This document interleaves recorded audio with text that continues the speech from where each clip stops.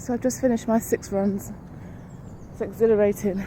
And I found that I do these sprints and I often just look at a point and say I'm going to run to there.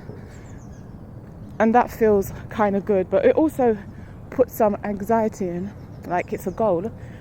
And when you're getting near it, or when I'm getting near it, I feel, I just want to get there, just want to get there, just want to get there. And when I get there, it's like, it's a relief. But when I'm just running and I don't put any goal at all, I just run. And then when I feel like it, I just stop. And for me, I was just thinking about life is like that sometimes. We give ourselves so much pressure for goals. Whereas some school of thought say that we should just have an idea, the idea of what it is we want to do, and then live it, do it, and don't have these really strict, tight deadlines. I think a school of thought is that when we have these really strict guidelines, we can't really flow with what different messages we might get. We might say, okay, I want to get to A, B and C, and this is the route I'm going to take, this is what I'm going to do, this is who I'm going to approach, this is how many hours I'm going to put in, blah blah blah. So you do all that and you can be so rigid into it that you can't see little things, like maybe you could miss step B and just go from A to C. So there are just different ways of looking at things, just to be totally open and allow yourself. So when I set a goal, like I'll say I'm going to run to that fence, by the time I get to the chair, which is maybe 100 meters before it, I might feel like I want to stop, but because I've said it, I'm going to do it. And I have a little bit of stress and that little bit of anxiety just for a little while. It's not big time anxiety, but I'm just looking at it in the scheme of what it is and trying to relate it with life.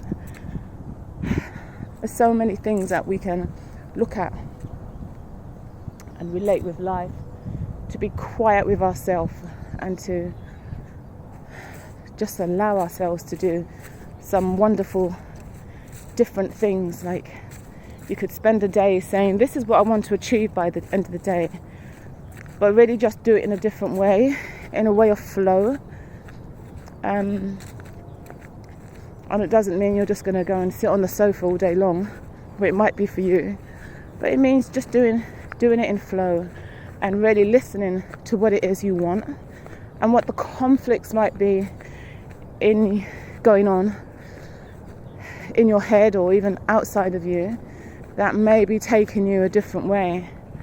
Because sometimes, like a young child that needs to be taught, disciplined into, we'll do that now and we'll play later. Sometimes we have to be quiet in ourselves to understand these are the sort of things that we're doing, and we have to be the discipliner.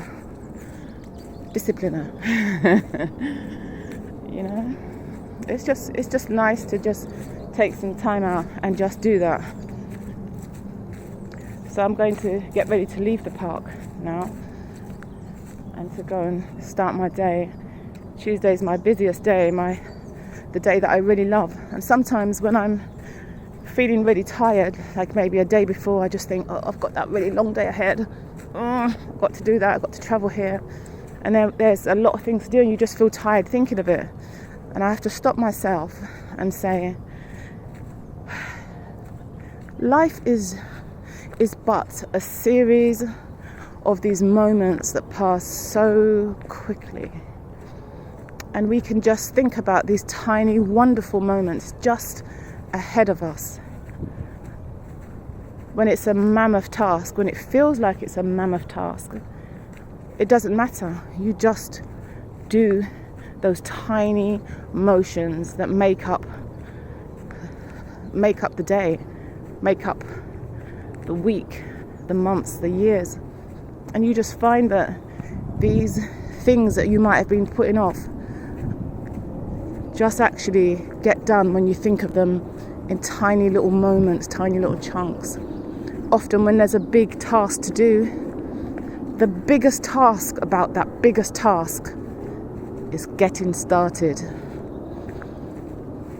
Have a wonderful day.